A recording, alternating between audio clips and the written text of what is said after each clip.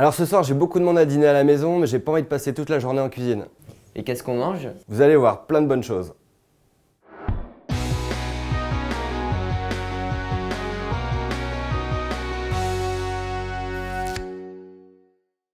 Pour faire une tartiflette, il me faut un beau reblochon, des pommes de terre à chair ferme, du lard tranché, des oignons rouges, de la noix de muscade, une gousse d'ail, de la crème liquide, du sel et du poivre.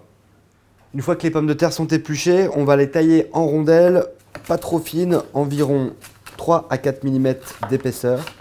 Je vais maintenant mettre les pommes de terre dans une grande casserole avec de l'eau froide et les blanchir. C'est-à-dire que je vais les cuire à peu près 5 minutes à la reprise de l'ébullition. Alors ce sera juste une pré-cuisson des pommes de terre car on va les mettre après au four.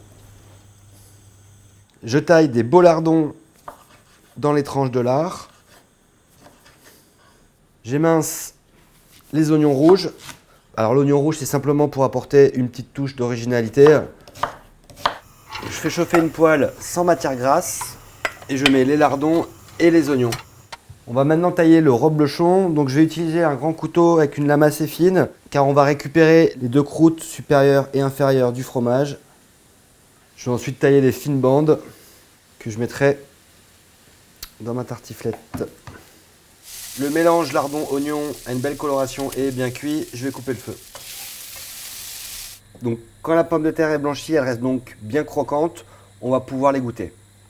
Avant le montage de la tartiflette, je vais faire deux petites choses. Gratter le fond du moule avec une gousse d'ail et une fourchette. Ensuite, je vais assaisonner le peu de crème liquide que je vais utiliser avec du sel, du poivre et de la noix de muscade.